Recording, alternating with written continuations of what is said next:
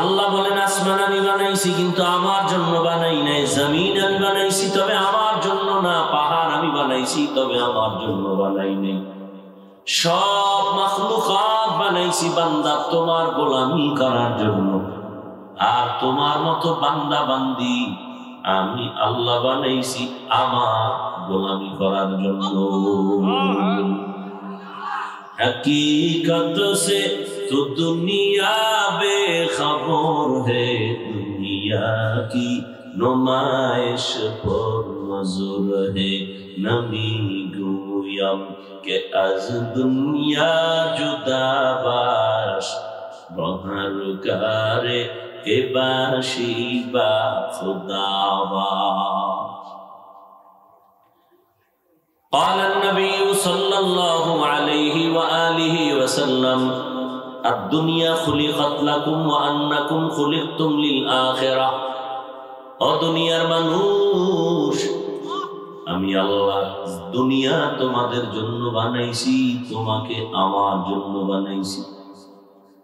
অতএব দুনিয়া তোমার গোলাম, তুমি কার গোলাম? قل يا عبادي الذين اسرفوا على انفسهم, হে রাসূল করিম সাল্লাল্লাহু আলাইহি ওয়া আলিহি ওয়াসাল্লাম উম্মতকে বলে দিন আমার পক্ষ থেকে, মূলত কথা আমি আল্লাহই বলতেছি। হে আল্লাহর প্রিয় বান্দা বান্দীরা, তোমরা যারা গুনাহ করে নিজেদের উপরে জুলুম করেছো, তোমরা আল্লাহর রহমত থেকে দয়া থেকে কেউ ফিরে যেও না, নিরাশ হয়। কেন? ইন্নাল্লাহা ইয়াগফিরুয যুনুবা জামিআ, নিশ্চিত আল্লাহ সমস্ত মানুষের সব গুনাহ মাফ করে দিবেন। ইন্নাহু হুয়াল গফুরুর রহিম, নিশ্চয়ই আল্লাহ হলেন চূড়ান্ত ক্ষমাশীল পরম করুণাময়। নবীজি বলেন আত-তাইবু মিনায যামবি কামান লা যামবা লাহু, গুনাহের থেকে যারা তওবা করে আল্লাহ তাদের এতটা পবিত্র বানায় দেন যে মনে হয় সে কখনো গুনাহই করে নাই। সুবহানাল্লাহ।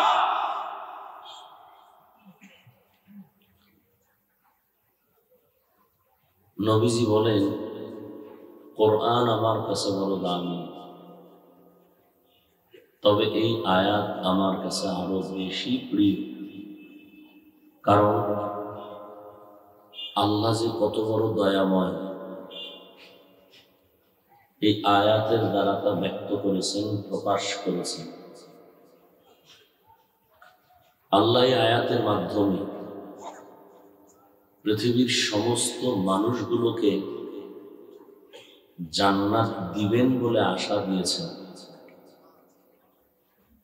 এক কথায় একটা মানুষকেও আল্লাহ জাহান্নামে দিবেন না, দিতে চান না, তার প্রমাণই আয়াত।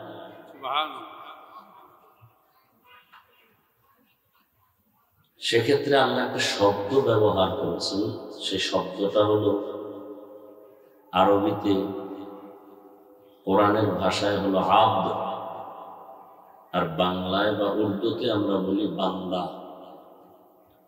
বান্দা শব্দ বলে পৃথিবীর সব মানুষকে এই কথায় শামিল করেছেন।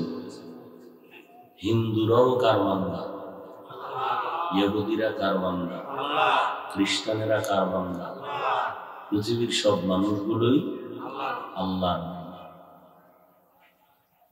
আল্লাহ এই আয়াতে সবাইকে তওবার আহ্বান করেছেন। তওবা করবে, আল্লাহ তার সমস্ত গুনাহকে মাফ করে তার জান্নাতে যাওয়ার ব্যবস্থা করে দেবে।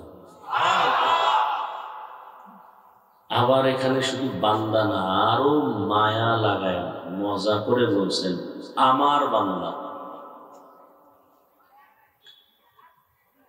বান্দা তো বলেছেন ওই, আবার আমার শব্দ লাগায় বলছেন আমার বান্দা। তো বান্দা বললেই তো প্রমাণ আল্লাহর বান্দা, আমার বলতে হবে কেন? বান্দা বললেই সব আল্লাহর বান্দা, সেখানে তো আমার বান্দা বলার প্রয়োজন হয় না। আল্লাহ এই কথা দিয়ে বুঝাতে চান যে জমিনের মধ্যে সবাই আমার বান্দা, কিন্তু কিছু কিছু বান্দা আছে এরা টাকা পয়সা দুনিয়ার বাহাদুরি পাইয়া এরা যে আমার বান্দা, আল্লাহর বান্দা, এই কথাটা ভুলে গেছে। ইহুদিরা এরা ডাইরেক্ট আল্লাহর বান্দা মনে করে না, খ্রিস্টানেরা মনে করে না, মুসলমানই অনেকে মনে করে না। নাম কত সুন্দর, হাসানুল হক, সুন্দর নাম না? আহমদ শরীফ কত সুন্দর নাম, রাশেদ খান কত সুন্দর নাম, তসলিমা নাসরিন কত সুন্দর নাম। কিন্তু এই সমস্ত কিছু নামের মানুষগুলো দুনিয়ার সবাইরে আপন করে নিয়েছে, কিন্তু আল্লাহকে আপন করতে পারেনি। অথচ আশ্চর্য বিষয়, জমিন ভোগ করে আল্লাহ, খানা খায় তাও আল্লাহ, বাতাস ভোগ করে কার বাতাস? একটা গ্রামে কথা আছে যে নুন খায় গুণ গায় না, এর নাম কি? নিমো খায়। তো আল্লাহটা খাইয়ে যদি আল্লাহর বিরোধিতা করে, এ তো পৃথিবীর চূড়ান্ত নিকৃষ্ট নিমো খারাপ। আল্লাহ সবাইকে হেদায়াত দান করে, কিন্তু আল্লাহ বান্দা বইলে সব ঢুকাই দিয়েছেন। আসো, তোমার গুনাহ কত পরিমাণ করছো? আল্লাহর রহমতের থেকে বেশি? তুমি 80 বছর, 50 বছর, 40 বছর, 100 বছর, 1000 বছরও যদি গুনাহ করো আর তওবার দরজায় যদি আসো, তোমাকে আমি আল্লাহ গুনাহমুক্ত করতে, তোমার 1000 বছরের গুনাহ মুছতেও আমি আল্লাহর একটা সেকেন্ড লাগবে না। আল্লাহ কত দয়াময়! এত সুন্দর সুযোগ পাইয়াও মানুষ আল্লাহর পথে তওবার দরজা আসে না, বরং বলে নামাজ না পড়লে অসুবিধে কি, রোজা না রাখলে অসুবিধে কি।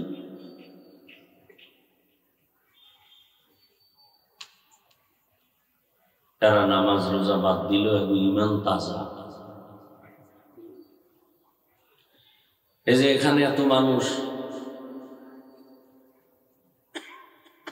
আজকে একটা ওয়াজের আওয়াজ পেয়েছেন, সকালেই নিয়ত করছেন ওয়াজে আসবেন, ঠিক না? তো আজকেও যারা ফজর পড়েন নাই, জোহর পড়েন নাই, আসর পড়েন নাই, মাগরিব পড়েন নাই, ইশা পড়েন নাই, নিয়ত করছেন ওয়াজে আসবেন, এইরকম বেনামাজি এই প্যান্ডেলে আছে না নেই? আহা, নিজেও কপাল পড়ছে, অন্যের কপাল পোড়াবার ফিকির করতেছে।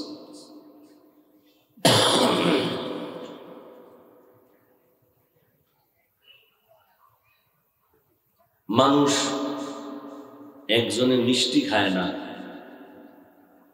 কিন্তু কোথাও বেড়াইতে গেলে মিষ্টি নিয়ে যায় না? নিজে না খাইলেও নেই, কারণ এটা খায় না নিজের সমস্যার কারণে, কিন্তু প্রিয় জিনিস।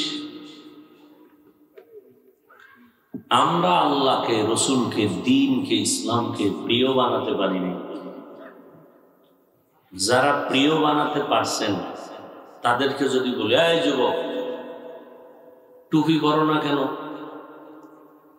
তো তার কাছে যদি রসুলের সুন্নত হিসেবে টুপিটা প্রিয় হয়, সে কি বলবে? যে হুজুর টুপি পরা দরকার, নবীর সুন্নত, ঝামেলার কারণে পারি না, দোয়া করবেন, চেষ্টা করব। আর গাদ্দার যারা রসুলের সাথে দুশ্মনী, এরা বলবে টুপি না দিলে অসুবিধা কি? ডাইরেক্ট এরকম বেয়াদব আছে না নাই? এই যুবক, দাড়ি রাখো না কেন? যার কাছে রসুলের মায়া আছে, মহব্বত আছে, সে বলবে হুজুর দাড়ি রাখা তো দরকার, রসুলের আদর্শ, চেষ্টা করতেছি, পারতেছি না, দোয়া করবেন ইনশাআল্লাহ, চেষ্টা আরো করবে। গাদ্দার গুলো কি বলবে? দাড়ি না রাখলে অসুবিধে কি? এ বলবে ধর্মীয় জ্ঞান যাদের একটু দুর্বল, আর একটু কিছু আছে বা ধর্মীয় জ্ঞানও আছে, এরা কি বলে জানেন? এরা শুধু এক শব্দ বলে না দাড়ি না রাখলে অসুবিধে, তারা ডবল বলে দাড়ির মধ্যেই কি ইসলাম, টুপির মধ্যেই কি ইসলাম, পোশাকের মধ্যেই কি ইসলাম, পর্দার ভেতরেই কি ইসলাম। ওইটা হলো এক বেয়াদব, এটা ডবল বেয়াদব। আল্লাহ হেদায়েত দান করুন। এই যে 2 মিনিটে 2-4টে কথা বললাম, কি বুঝছেন? যারা দাড়ি রাখে না এদের গালি দিছি? হ্যাঁ, খুব বুঝবেন। আপনার মধ্যে যে রসুলের আদর্শ ভালো লাগে না, এটার নমুনা পেশ করলাম। যাদের কাছে ভালো লাগে সে দাড়ি না রাখলেও তার দিল দুর্বল, মন দুর্বল, ভাষা সলুন, দোয়া চায়। আর যার দিল গাদ্দারিতে ভরা, ওর ভাষা খারাপ, মন খারাপ, চাহনি পর্যন্ত খারাপ, চোখের চাহনিটা পর্যন্ত খারাপ।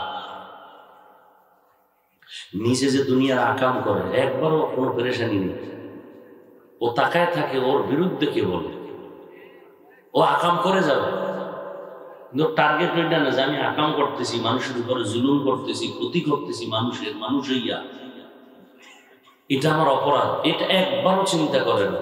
ও টার্গেটে থাকে অল টাইম, বাঁকা নজরে তাকায়, ওর বিরুদ্ধে কে বলে। আছে না নেই? একজনে দাড়ি রাখেন না, আপনাকে গালি দেওয়ার কোনো অনুমতি নেই, খুব খেয়াল করবেন। একজনে দাড়ি রাখে না, তাকে গালি দেওয়ার কোনো অনুমতি ইসলামে। কিন্তু কেউ যদি বলে দাড়ির দরকার নাই, তাকেও কোনো ইসলাম ছাড় দেওয়ার সুযোগ নেই। দাড়ি না রাখা আর বিরোধিতা করা কি এক? হ্যাঁ, টুপি না পরা আর একটা হলো বিরোধিতা করা, দুইটা এক? আল্লাহ আমাদের বুঝার তৌফিক দান করে। একজনে নামাজ পড়ে না, তাকে গালি দেওয়ার কোনো সুযোগ, কিন্তু কেউ যদি বিরোধিতা করে, নামাজের দরকার নেই, তাকে এক বিন্দু ছাড় দেওয়ার কোনো ইসলাম সুযোগ দেয়নি। ওর সাথে সালাম বন্ধ, কালাম বন্ধ, যদি বিরোধিতা করে। সমস্ত দুনিয়ার আলেম ইমাম সবাই একমত, কেউ কোন ইমাম বলেছেন একে হত্যা করে দাও। শুধুমাত্র ইমামে আজম আবু হানিফা রহমতুল্লাহ আলাইহির দিল নরম, তো তিনি বলছেন না, মারপিট করো না, জেলখানায় বইরা রাইখা দাও, এরপরে বুঝাইতে থাকো, যদি দিনের পথে আসে। হায় হায়, তো আল্লাহ বলছেন আমার বান্দা। কেন বলছেন আমার বান্দা? কিছু কিছু মানুষ আল্লাহর বান্দা এ কথা স্বীকার করে না, ভুলে গেছে। ইহুদিরা মনে করে তাদের গুরু ওজায়ের নবী। আল্লাহ কয় না, ওজায়েরেরও আমি বানাইছি, তোমাদেরও আমি সৃষ্টি করেছি।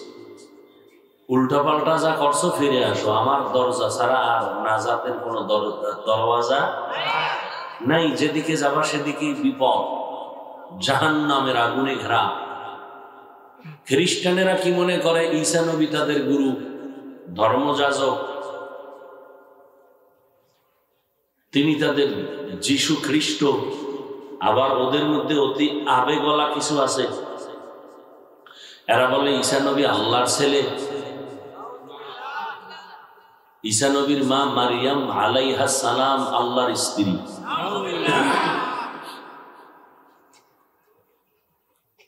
হ্যাঁ, এই যে আল্লাহর স্ত্রী বললো, ঈসা নবীকে আল্লাহর ছেলে বললো, তাদের কাছে কোনো দলিল আছে? শুধু ধারণা। শুধুই ধারণা। আল্লাহ বলেন, এই ঈসাকেও আমি সৃষ্টি করেছি, মারিয়ামকেও আমি সৃষ্টি করেছি, তোমাদেরকেও আমি সৃষ্টি করেছি, আসো তোমরা আমারই বান্দা, আমি তোমাদের মাবুদ। বৌদ্ধ ধর্মের লোকেরা মনে করে গৌতম বুদ্ধ তাদের গুরু, অথচ গৌতম বুদ্ধের ইতিহাস পাওয়া যায়, গুগলে সার্চ দিয়ে দেখো। তিনি আল্লাহর ধ্যানে বছর যুগ যুগান্তর পাহাড়ে উঠা ধ্যান করত। বিধর্মীদের মধ্যে সাধনা যাকে বলে, বিধর্মীরাও সাধনা করে সৃষ্টিকর্তার সাথে লাইন লাগানোর জন্য। ফেরাউন কিন্তু আল্লাহরে মানত না।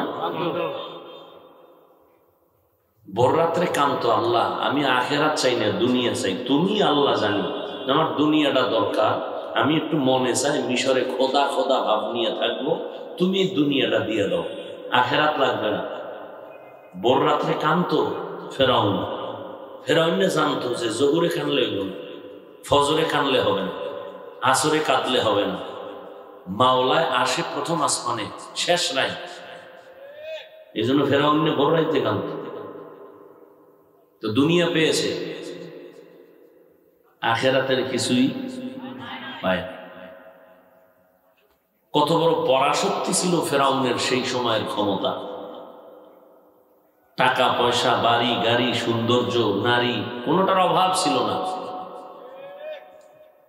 অথচ যারা দুনিয়াতে আল্লাহকে মানে না, এরাও কিন্তু ফেরাউনের পছন্দ করে না। যদি করত তাহলে নিজের মাইয়া ফলার নাম ফেরাউন রাখত। কোন বেঈমানের বাচ্চা ফেরাউন রাখছে নাম? নমরুদ রাখছে? রাখে নেই। কি কতটা ঘৃণিত এই দুনিয়ায়, লাভ কি? কোরআন শরীফে যদি এই বদমাশের নামটা না থাকতো, জমিনে কেউ জানতোই না যে ফেরাউন নামের একটা হলুমান দুনিয়াতে ছিল। পৃথিবীর কেউ জানত না।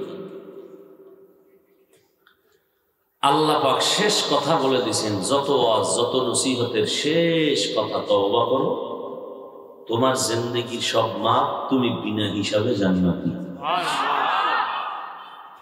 এই জন্য আল্লাহ মায়া কইরা ডাকছেন, আমার বান্দা, তোমরা আর কারো বান্দা না। আসমান বানাইছেন কে? জমিন কে সৃষ্টি করেছেন? সব আল্লাহ। আল্লাহ কখনো বলেন নাই আমার আসমান, আমার জমিন, আমার পাহাড়, আমার চন্দ্র, আমার সূর্য। এমনকি নূরের সৃষ্টি ফেরেশতা অল টাইম আল্লাহর গুণগান তসবিহ পড়ে। গুনাহ করবে দূরের কথা, একটা সেকেন্ডও গুনাহ করার চিন্তাও তাদের আসে না। সর্বাবস্থায় আল্লাহর গুণগান করে নূরের সৃষ্টি ফেরেশতা, কিন্তু আল্লাহ একবারও বলে না ও ফেরেশতারা তোমরা আমার। জিনেরও বলে নাই তোমরা আমার। পাহাড় বানাইছেন, বলেন না আমার। জমিন সৃষ্টি করেছেন, একবারও বলেন না আমার। কিন্তু গোটা মাখলুকাতের মধ্যে মানুষের আল্লাহ বলেছেন তোমরা আমার।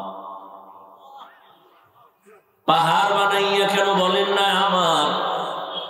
জমিন আল্লাহ বানাইছেন, কিন্তু বলেন নাই কেন আমার? উদাহরণটা আমি এভাবে দেই, আমার ছেলের গায়ের মধ্যে জামা, টুপি, পায়ে জুতা। একজনে আমার ছেলের গায়ের জামাটা হাতে নিয়ে কয়, হাফিজ ভাই এই জামাটা কার? আমি বলি কা আমার না। কেন বানাইছে কে? আমি বললাম আমি। জামা কিনে দিছি আমি, মজুরি দিয়েছি আমি, বানাইও দিয়েছি আমি, কিন্তু এই জামা আমার না।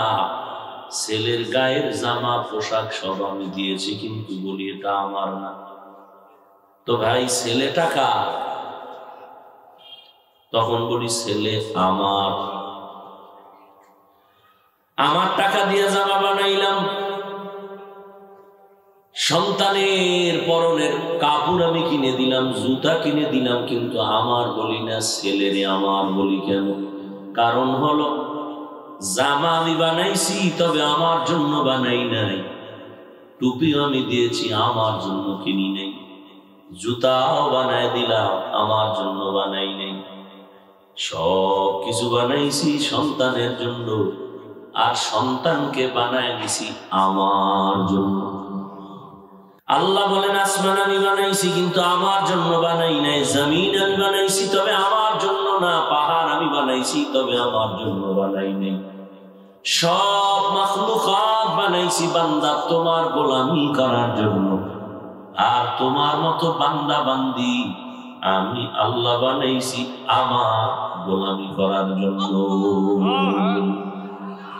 हकीकत से तो दुनिया बेखबर है, दुनिया की नुमाइश पर नजर है। नमी गोयम के आज दुनिया जुदा बाश, बहर करे के बाशी बा खुदावा। قال النبي صلى الله عليه وآله وسلم الدنيا خلقت لكم وأنكم خلقتم للآخرة। ও দুনিয়ার মানুষ, আমি আল্লাহ দুনিয়া তোমাদের জন্য বানাইছি, তোমাকে আমার জন্য বানাইছি। অতএব দুনিয়া তোমার গোলাম, তুমি কার গোলাম? বুঝেন না? না বুঝেন না? কি বুঝেন? নেতার গোলাম, টাকার গোলাম, বাড়ির গোলাম। টাকা পয়সা বাড়ি গাড়ি, এক কথায় দুনিয়া দুনিয়া, এটা সব আপনার গোলাম। আপনি কার গোলাম? এটা সিস্টেম। এখন কেউ যদি দুনিয়াকে নিজের মালিক মনে করে, গোলাম না মনে করে, তাহলে সে কোনোদিন দুনিয়াও পাবে না, আখেরাত তো পাবেই না। দেখেন, নগদ নগদ কিছু দেখাই দেই। যারা দুনিয়ার গোলাম হয়ে গেছে, মূলত দুনিয়া হবে বান্দার গোলাম, বান্দা হবে কার গোলাম? কিন্তু কিছু কিছু বান্দা দুনিয়ার গোলাম হয়ে গেছে, নামাজে দাঁড়াইয়াও দুনিয়া, বাইতুল্লাহ যাইয়াও দুনিয়া, ওয়াজের প্যান্ডেলে মাওলায় নিয়ে আসছে, এখানে এসেও দুনিয়া। নামাজের চিন্তা নাই, রোজার চিন্তা নাই। যেই লোকগুলো দুনিয়া দুনিয়া দুনিয়া দুনিয়া জিকির করে, একটু হিসাব মিলায় দেখেন, এরা কেউ দুনিয়া পায় নাই, কিচ্ছু পায়। আসলে কি দুনিয়া বুঝেন? দুনিয়াটা আসলে দুনিয়া যারা বুঝে, কি জন্য, টার্গেট কি? আরামে খাবো, শান্তিতে ঘুমাবো, সম্মানে জীবনটা কাটাবো, এই তো। বলেন তো, দুনিয়া দুনিয়া দুনিয়া, যেই দুনিয়াদারেরা দুনিয়ারে মালিক বানাইয়া নিজেকে গোলাম বানায় দিছে দুনিয়া, একটা লোকের নাম বলেন যে অমুক টাকাওয়ালা আরামে আছে, শান্তিতে আছে? বউ দিয়া শান্তি নাই, মাইয়া দিয়া শান্তি নাই, ছেলে দিয়া শান্তি নাই, ব্যবসা দিয়া শান্তি নাই, ঘুমেও শান্তি নাই, খানায় শান্তি নাই। সর্বাবস্থায় মামলার উপরে চলতে থাকে হামলা। ওর মরণটাও শান্তি দেব না। ও অল টাইম ভয়ে থাকে, কোন দিক থেকে কখন আমাকে মেরে ফেলে। না জানি আমার স্ত্রী মাইয়া বলা আমার লাশটাও গুইজা না পায়। এ কি আমি বানায় কইতেছি? না, এমন দেখেন না এই সমস্ত কাহিনী আছে। না জানি কখন কি হয়ে যায়, আমার লাশটাও কেউ খুঁজে না পায়, জানাজাও না হয়। এর থেকে অভিশপ্ত মরণটা কি হবে? যে আমার শান্ত জীবনের মরণ হয়ে গেছে, আমার জানাজা হয়নি। পাঁচতলা বিল্ডিং করেছে কিন্তু আরামে ঘুমাইতে পারে না। ডাইনিং টেবিলে খানার আয়োজন, কত ধরনের ভর্তা, কত ধরনের মাছ, কত ধরনের গোশত, কিন্তু খাওয়ার কোনো রাস্তা নাই। ডাক্তার বলেছে যত বেশি খাবা তত তাড়াতাড়ি মরে যাওয়া। এই জন্য পাখির মতো ঠোকর দিয়ে দিয়ে একটু একটু খায়, যা একটা 5 বছরের বাচ্চাও এর থেকে বেশি খায়। বলেন তো এরপর সম্মান কিসের সম্মান? শান্তি নাই, সম্মান নাই, আরাম নাই। এরপরে মানসিকভাবে 24টা ঘন্টা থাকে তার টেনশন আর পেরেশানি। তাহলে দুনিয়া দুনিয়া দুনিয়া করিয়াও সে দুনিয়া পায় নাই, আখিরাত তো এমনিই পাবে না। এবার একটু বুঝেন, আমরা যারা আল্লাহর মহব্বত নিয়ে নবীর মহব্বতে চলি, চেষ্টা করি, চেষ্টা করতে গিয়া দাঁড়িয়ে রাখছি, টুপি পরেছি, তুমিও মুসলমান আমিও মুসলমান, তোমার আল্লাহ আমার আল্লাহ এক, তোমার নবী আমার নবী এক, তোমার ধর্ম আমার ধর্ম এক, তোমার কাবা আমার কাবা এক। কিন্তু তুমি কেমন মুসলমান? তোমার টুপি মাথায় দিতে বড় লজ্জা লাগে, আমি টুপি না দিলে আমার লজ্জা লাগে। তুমি মুসলমান, তোমার দাড়ি রাখতে লজ্জা লাগে, আর আমার দাড়ি কাটতে লজ্জা লাগে। তুমি মুসলমান, নামাজ পড়তে তোমার লজ্জা লাগে, আর আমার নামাজ না পড়লে লজ্জা লাগে। কেমন যেন নিজের আসামি অপরাধী মনে হয়। এরে যুবক,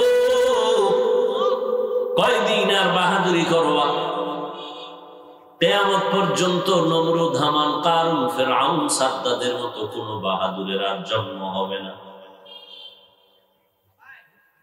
যেই নমরুদ এত বড় বেঈমান, আল্লাহকে মেরে ফেলার জন্য রেডি হয়, আল্লাহরই মেরে ফেলবে। এই বাঁশ দিয়ে সিঁড়ি বানাইছে, উপরে গিয়ে গুলি করবে আল্লাহ। কেমন তার সেরা! আপনারা ইতিহাস জানেন, সেই নমরুদের খতম কালে আল্লাহ কয় হাজার ফেরেশতা পাঠাইছেন। কি ওই নমরুদের মারার জন্য আল্লাহ কোন বাহিনী পাঠাতে হয় নাই। ইতিহাস আজও সাক্ষী হয়ে আছে, একটা অসুস্থ মশার সাথে জুতার বাড়ি দিয়ে তার জিন্দেগি বরবাদ হয়ে গেছে।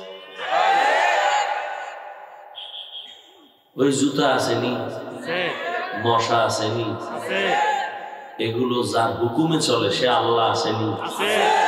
ওই মশা মশারির ভিতরে কানের সামনে গান গায়নি, আপনি তখন সজাগ না ঘুম?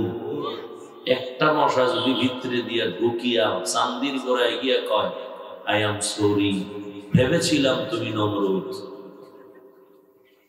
উপায় আছে?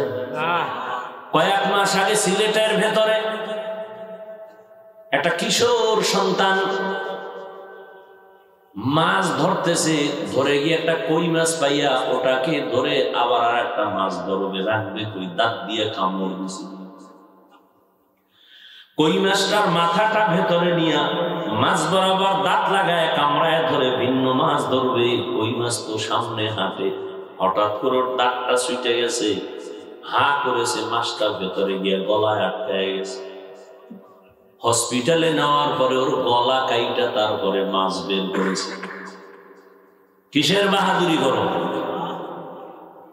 মনে করতেছ সুস্থ, বাসায় যাওয়া, যেই পানি কাটা বনে আটকায় রাখতে পারে না, ওই পানি গলায় গিয়ে আটকায় মানুষ মরিয়া যায়। কিসের বাহাদুরি করো?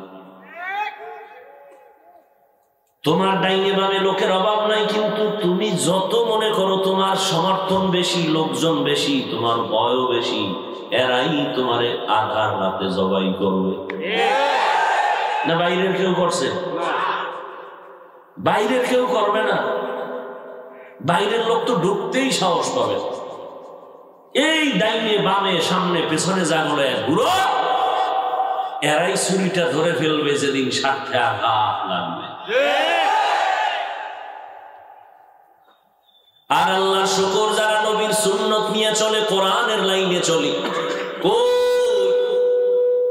আমরা না খাইয়া মরি নাই। মহামারী করোনা পৃথিবীর খোদা দাবিদারের ওই মাথাওয়ালারা মাথা নত করে দিয়েছে। কই গেল যমুনা গ্রুপের মালিক? আজকে টাকার পাহাড় ছিল, টাকায় তারে বাঁচাইতে পারে নাই। স্কুল বন্ধ, কলেজ বন্ধ, চাকরিজীবীর চাকরি নাই, ব্যবসায়ীর ব্যবসা বন্ধ হয়ে গেল। কিন্তু নজর করে দেখ রে বাঙালি যুবক, সোনার বাংলায় একটা কোরআনের মাদ্রাসাও বন্ধ হয় নাই। মহামারী করোনায় কত শিক্ষক রিক্সা নিয়ে রাস্তায় নেমে গেছে, করোনায় বাসে না, খাইবে কি? কিন্তু একজন টুপিওয়ালা মাওলানা ইতিহাস নাই যে মানুষের কাছে যাইয়া বলেছে আমারে টাকা দাও, না হয় ছেলে মেয়ে নিয়ে না খায়া মরি। কোন হুজুর বলছে? মসজিদের ইমামের বেতন আর কত? এরপরও কোনো হাউকাউ নাই, পেরেশানি নাই। অথচ টাকা, কোটি কোটি টাকার মালিকেরাও মাথা গরম। স্ত্রীও কথা বলার সাহস পায় না, সন্তানরাও কথা বলার সাহস পায় না। আবার যারা টাকা পয়সার লাইনে গিয়েও আমার মাওলাকে ভুলে নাই, এদের মতো বাদশাহ জমিনে কেউ নাই। এদেরকে বলা হয় মুকুটহীন সম্রাট। কি সম্রাট? সেদিন এক হাজি সাহেব মোলাকাত হলো। হাজি বিশাল বড় বুজুর্গ মনে হয় দেখলে। হাজি সাহেব প্রত্যেক মাসে 110 কোটি টাকা গ্যাস বিল দেয় সরকারকে। কয় টাকা দেয় বুঝেন কিছু? 196 কোটি টাকা দেয় প্রতি মাসের কর্মচারীদের বেতন। বিশাল পাগড়ি লাগানো, লম্বা জামা পরা। একটা টাকা তার রুজি রোজগারের মধ্যে ডান বাম নাই, হারাম নাই। এদেরকে বলে মুকুটহীন সম্রাট। এক ওয়াক্ত নামাজ জামাত ছাড়া পড়ে না।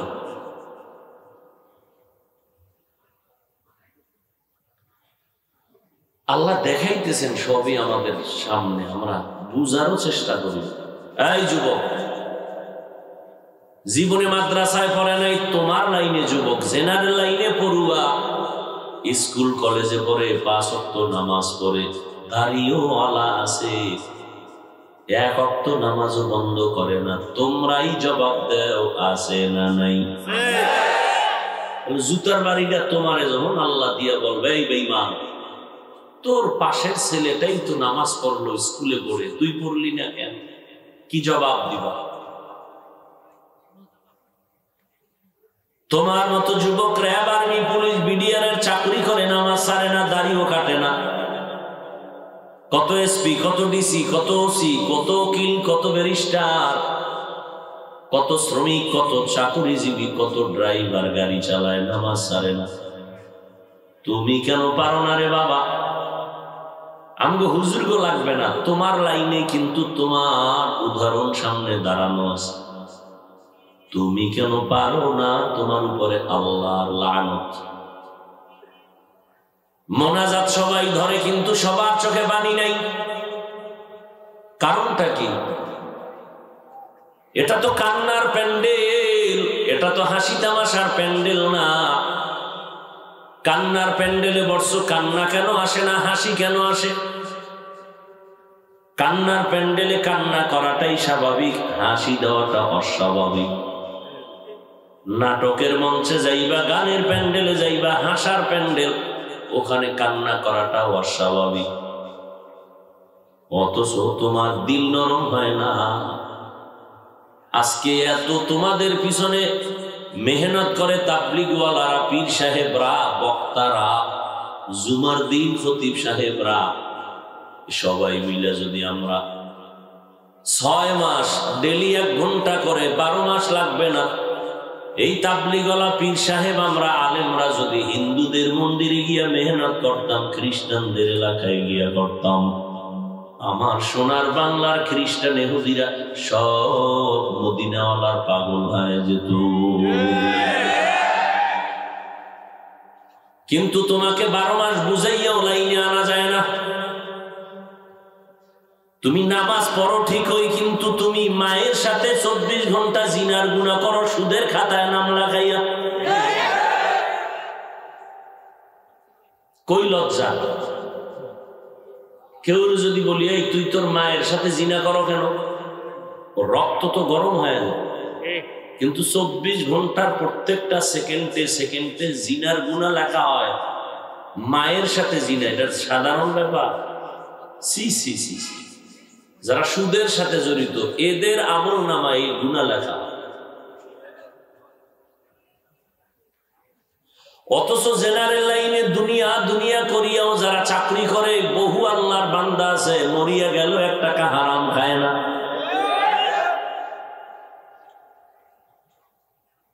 ও যুবক, এত মেহনত তোমাদের পেছনে করা হয়। এই যে আমি তোমাদেরকে এত কষ্টর মধ্যে আসছি, কথা বলতে কষ্ট হয়, একবারও কিন্তু বয়ান করে বলি না আমার মতো হইয়া যাও, আমার মতো টুপি লাগাও, দাড়ি রাখো, বড় বুজুর্গ পাগড়ি লাগাও, একবারও বলি নাই। স্কুল কলেজ ছেড়ে দিয়া মাদ্রাসায় আসো, একবারও বলি নাই। বরং আমি তোমাকে আরো সাহস দিয়া গেলাম, স্কুল ছাড়বা না, কলেজ ছাড়বা না, ডাক্তারি পড়া বন্ধ করবা না, ইঞ্জিনিয়ারিং পড়ো বন্ধ করবা না।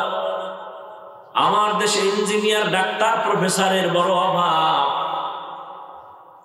আলেমের অভাব নাই। বড় আলেম মাওলানা এত বেশি যে ভণ্ড মৌলবীদের কারণে আহলে হক আলেম খুঁজে বের করা কষ্ট। ঘরে ঘরে ভণ্ড মাওলানা। অতএব আমার দেশে এখন বেশি বেশি ডাক্তার দরকার, তবে ওই ডাক্তার যাদের আদর্শে মানুষের কলিজা ঠান্ডা হয়ে যাবে, সমাজ আলোকিত হবে। এই যুবকেরা, তুমি তোমার এই সাগর দিঘির যুবক মনে করে বসে থাকবা না, তুমি তোমাকে সাজাও। তুমি দিলকে বড় বানায় সাহস নিয়ে চলো যে আমি শুধু সাগর দিঘির সন্তান না, আমি গোটা দেশের নেতৃত্ব দিব। আমি ডাক্তার হলেও আমি জাতীয় পর্যায়ে শুধু না, আন্তর্জাতিক পর্যায়ে আমি ডাক্তারি করব। ইঞ্জিনিয়ার হলেও শুধু আমি এই এলাকার ইঞ্জিনিয়ার না, আমি আন্তর্জাতিক মানের একজন ইঞ্জিনিয়ার হব। আর সেটা যদি হতেই চাও তাহলে জবানকে কন্ট্রোল করো, আদর্শ সুন্দর করো, চরিত্র ভালো রাখো। চরিত্র মহামূল্যবান সম্পদ। তোমার প্রত্যেকটা সাবজেক্টের উপরে যদি 100 করে নাম্বার দেয়, কিন্তু যদি জানে তোমার চরিত্র খারাপ, 100 নাম্বারও তোমার কোনদিন সফলতা আসবে না। সবাই জুতার বাড়ি দিয়ে তাড়ায় দিবে, চরিত্র খারাপ। আর নাম্বার যদি কম পাও, মহামূল্যবান চরিত্র নিয়ে যদি আগাইতে পারো, এক সময় তুমি থাকবা না, গোটা দুনিয়া তোমার পাগল হয়ে দোয়া করবে। কাজী নজরুলের ইতিহাস পড়ো, কত মজা কইরা। রবীন্দ্রনাথের ইতিহাস পড়ো, কত মজা করে। এই কলেজ, ভার্সিটি আর স্কুলের ছেলে মেয়েরা যাদের লেখা বই পড়া ইংরেজিতে কথা শিখছো, এই লোকগুলো কত আদর্শবান ছিল যে যার কারণে তার লেখা বইটা সব ছেলে মেয়েদের কাছে আপন হয়ে গেছে। তোর মতো মোবাইলে আকাম করলে হইতো নি? এই বেটা, তোর মতো আকাম করলে হইতো নি? তুই সারাটা রাত মোবাইল সামনে নিয়ে, সারা রাত মোবাইল সামনে নিয়ে কবিরা গুনাহ করে কাটাও। তোর চেহারা দিয়ে তাকাইলে মায়া হয় না, তোর চেহারার উজ্জ্বলতা নষ্ট, তোর কিডনি দুর্বল, চোখের পাওয়ার দুর্বল, কান দুর্বল, তোর মাথা ব্যথা বেড়ে গেছে, হার্ট বেড়ে গেছে ব্যথা, লেখাপড়া আগের মতো মনে চায় না, পরীক্ষায় আগের মতো নাম্বার পাও না। তুই এই মোবাইলটারে আপন বানানোর কারণে মায়ের সাথে বেয়াদবি করেছো, বাবার সাথে করেছো, শিক্ষকের সাথে করেছো। তোর কপালে মরার আগে জুতার বাড়ি লিখে রাখ। তুই লেখাপড়া করতে পারবি, তবে তোর দ্বারা উম্মতের কোনো ফায়দা হবে না। যেখানে যাবি সেখানে জুতার বাড়ি খাবি, কারণ মায়ের সাথে বেয়াদবি করবি, শান্তি পাবি কখনো হতে পারে না। বাবার সাথে বেয়াদবি করে সফল হবি কখনো সম্ভব না। শিক্ষকের সাথে বেয়াদবি করে সফলতা অর্জন করবি, খোদার কসম কোনোদিন হবে না। কয়েকদিন আগে শুনলাম এক ছাত্র নাকি শিক্ষকের গায়ে হাত তুলেছে। লিখে রাখ, তুই মরার আগে বিছানায় পঙ্গু হইয়া কান্না করে করে মরবি। মরার আগেই তোর মরণ। অর্থাৎ তোর পাও থাকতে তুই চলতে পারবি না, জবান থাকতে কথা বলতে পারবি না, তোর হাত থাকতে হাত দিয়ে কোনো কাজ করতে পারবি না। মরার আগে মরবি। মেজাজ দেখানোর জায়গা পাও না, শিক্ষকের সাথে মেজাজ দেখাও না। মেজাজটা দেখাও মায়ের সাথে আর বাবার সাথে। এই কত যুবকরা ক্লাস 8-এ পড়ে, 9-এ পড়ে, বাসায় গিয়ে প্যান্ট শার্ট খুইলা মায়েরে দিয়ে, তোর মা চাকরানি দুইয়া রাখবে। অথচ তুমি যদি সভ্য সন্তান হইতা, আদর্শ সন্তান হইতা, তো তুমি নিজেরটাও ধুইতা, মায়ের কাপড় ধুইয়া দিতা, মায়ের মশারি টানায় দিতা। কই আদর্শ কোথায় গেল? কে বলবে এই কথা? আমি বইলে চলে যাব, কিন্তু এই কথাগুলো যদি কোনো মসজিদের খতিব সাহেব বলে, পরের জুমায় তার ইমামতি আর চলবে না। কি এবার বুঝেন কোন দেশে আছে? আগে শুনতাম নাচতে হলে নাকি নায়ক লাগে, নায়িকা লাগে, গায়ক লাগে, গায়িকা লাগে, আর এখন শুনি শিক্ষিকাও নাচে। আগে শুনছি নাচতে হলে দাঁড়াইয়া নাচতে হয়, এখন শুনি নাকি বইয়া বইয়া লাফায় আর নাচে। না জানি ভাগ্যের নির্মম পরিহাস, সামনে আবার হইয়া হইয়াও নাচে। সন্তানের মা কাঁদতেছে, রাস্তায় নাই না। আমার 8, 9, 10 বছর 12 বছরের সন্তান, ওর দিকে তাকাইতে লজ্জা লাগে। এমন এমন প্রশ্ন করে যেগুলো ভাষায় বলার মতো না। এরে যুবক, কোথায় যাচ্ছ তুমি? কি নিয়ে কবরে রওনা দিবা? কোথায় তোমার নৈতিকতা? কোথায় তোমার মানবতা? দুনিয়ার সব শিখছো, কিন্তু মুসলমানের বাচ্চা হিসাবে আসসালামু আলাইকুম এই দুইটা শব্দ শুদ্ধ করে শিখতে পারো নাই? সব পারো, এই দুইটা শব্দ পারো না মুসলমান। সালাম দেয় সালামালাইকুম, তার মানে তোর উপরে আল্লাহর গজব। সে আবার ঘুরাইয়া বলে ওয়ালাইকুম, তোর উপরে আগে। কি আমি হাসির কথা বলছি? লজ্জা থাকলে কান্তি, হাসো কেন? ওই যে একটু আগে বলছি লজ্জা নাই। মদিনার নবী বলেছে লা ঈমানা লিমান লা হায়া আলা, যাদের লজ্জা নাই ওদের ঈমান নাই।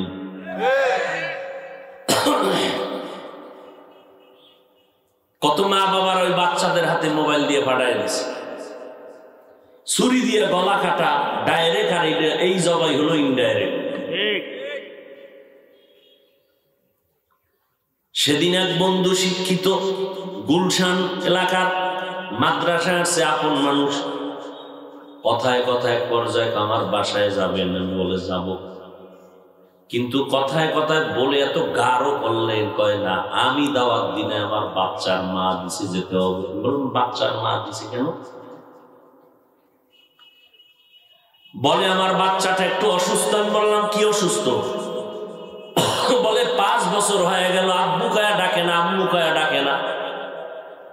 বাংলা কথাই বুঝে না, বাংলা বলতেও পারে না, বুঝেও না। কি আকাম করছেন মোবাইল দিয়া? কাহা হুজুর মোবাইল দিয়া? সন্তান অল টাইম মোবাইল নিয়ে থাকে, মাঝে মাঝে ডেডি বলে, আব্বু বলে না, আম্মু বলে না, বাংলা কোনো কথাই বুঝে না, কইতেও পারে। আমি বললাম আমি কেন? তেল পরা কেন? জুতা পরা দিলেও তো কাজ হবে না। আপনারা খুব খুশি না? আমি খুব হাসির কথা বলছি না, ঘরে ঘরে সন্তানকে মা বাবা পঙ্গু বানাইতেছেন, মা বাপ নিজে সন্তানকে পঙ্গু বানাচ্ছে গজবের মোবাইল নিয়ে। এরা বলে মা বাপ, তোমার সন্তান জন্ম দিতে হয়েছিল কে? সন্তানের হক আদায় করতে পারো না, কে বলেছিল তোমাকে? স্ত্রীর হক আদায় করতে পারবা না, কে বলেছে তোমাকে বিয়া করতে?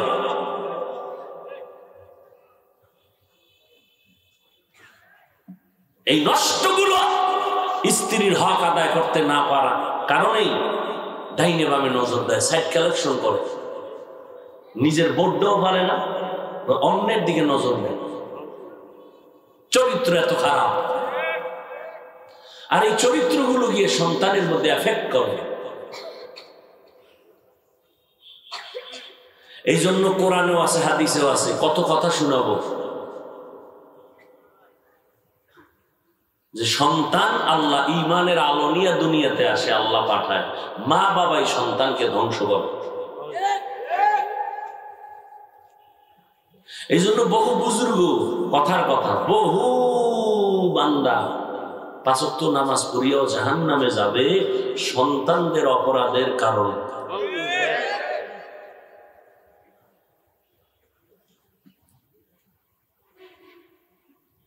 যুবকেরা সারা রাত মোবাইল চালাও, জিব্রাইল নিষেধ করলেও ফিরবে না। ও মা ছাড়তে রাজি, বাপ ছাড়তে রাজি, মোবাইল ছাড়তে রাজি। তো মোবাইল যেহেতু চালাও, কিছু জ্ঞান অর্জন করতে পারো না? এই যুবক, কিছু জ্ঞান অর্জন করতে পারো না? এই যে মাঠে বসে আছো তোমরা, যুবকদেরকে বলছি, এই মাঠে আমি এতক্ষণ বয়ানে কি বলছি? এটা জমিন। কি বলছি? যুবকেরা, শিক্ষিত যুবকরা, এটা জমিন। এখান থেকে প্রথম আসমান 500 বছরের দূরত্ব, মাঝখানে খালি জায়গা। আমি বলেছি জমিন। দর্শন কি বলে বলো তো?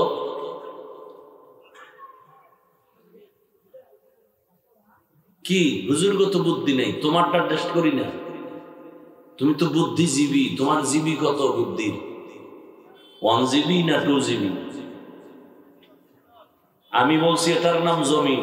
দর্শন কি বলে এটাকে বলো? সব শেষ। আমি বলেছি এটা খালি জায়গা, প্রথম আসমান পর্যন্ত। দর্শন কি বলে? সব শেষ। খুব পারো না, খুব শিক্ষিত।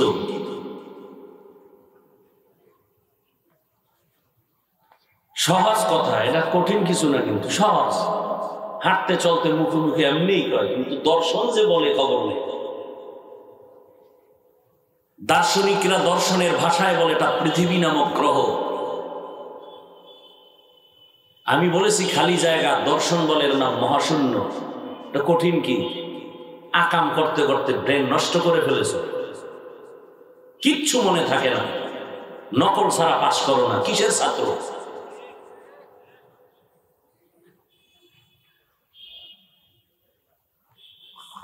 সৌরজগৎ নিয়ে গবেষণা করতে পারো না? গুগলে সার্চ দিবা, ইউটিউবে সার্চ দিবা, এগুলো কাগজ কলমে লেখবা।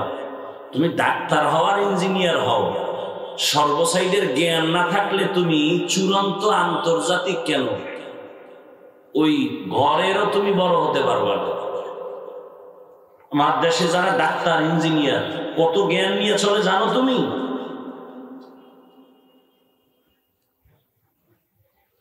সৌরজগৎ নিয়ে গবেষণা করো, মানুষ নিয়ে গবেষণা করো, ব্রেন নিয়ে গবেষণা করো। আল্লাহ কেমনে বানাইছেন এত বিশাল আসমান জমিন, গবেষণা করো।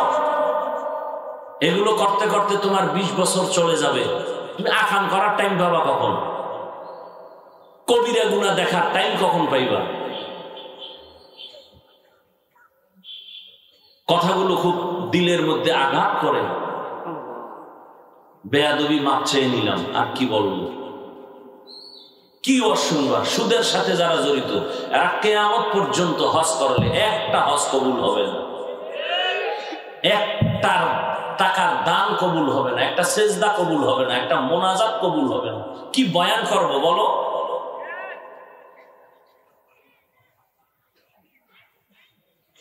কোরআন শরীফে স্পষ্ট আল্লাহ ঘোষণা দিয়েছেন, আমি দুই দল মানুষের সাথে যুদ্ধ করবো, আমি আল্লাহ নিজে। এক দল সুদের সাথে যারা জড়িত, আর এক দলের সাথে আমি যুদ্ধ করব যারা আমার ওলিয়া উলিয়ার বিরোধিতা করে, এদের সাথে আমি আল্লাহ যুদ্ধ করব। এই জন্য আমি বলি সারা বাংলাদেশে যারা বলে আমরা ওলি মানি না, আউলিয়া মানি না, ওরা কোরআন শরীফ মানে না, ওরা বুখারী শরীফ মানে না, ওরা ভণ্ড, ওরা বাতিল। ওদেরকে যারা ভণ্ড বলে না, ওরাও ভণ্ড।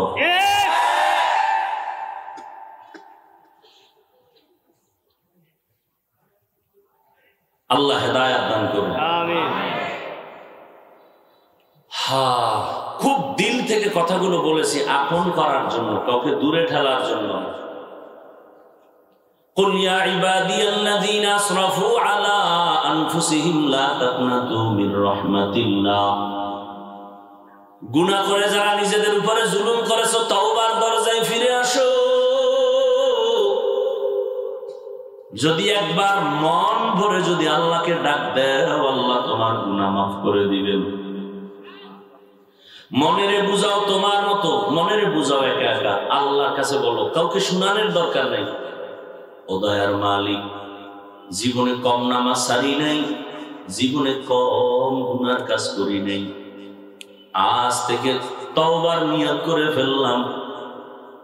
আমার মতো যুবক স্কুল কলেজে পড়িও যদি নামাজ পড়ে, আমি কেন পারবো না? আল্লাহ তুমি তৌফিক দাও, আমি রেডি হচ্ছি। আমার মতো বান্দা যদি নামাজ পড়ে, পর্দা করে, হালাল খায়, আমি কেন পারবো না?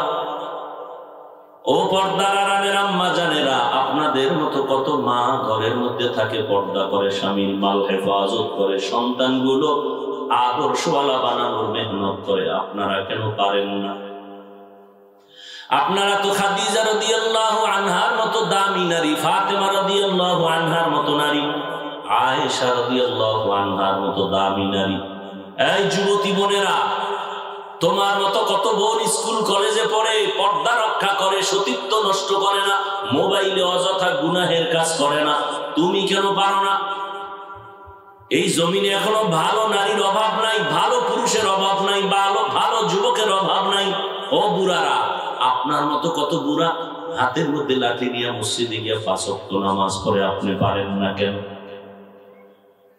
আল্লাহর কাছে তওবা করেন। খাঁটি অন্তরে মরিয়া গেলে যাব, হায়াতের মালিক আল্লাহ, মৌতের মালিক আমার আল্লাহ, ইজ্জতের মালিক আল্লাহ, রিজিকের মালিক আল্লাহ। তওবা করে নেন আমার মাওলাকে, মনে মনে বলেন, হে আল্লাহ, আর জীবনে নামাজ ছাড়বো না, বেপরদায় চলবো না, দাড়ি কাটবো না, মা বাবারে কষ্ট দিব না, ওলামায়ে কেরামের পরামর্শ নিয়ে নবীর তরিকায় চলবো, দেশের বিরুদ্ধে, জাতির বিরুদ্ধে ষড়যন্ত্র করব না। তওবা করার নসিব সবার হবে না। আবু জাহাল নবীর 13 বছর দেখলো, বয়ান শুনলো, কালেমা পড়ে নাই। আর ওমরের মতো বান্দা তরবারি নিয়ে নবীর গর্দান কাটতে গিয়া শেষ কালেমা পড়ে এতটা দামি হয়ে গেল।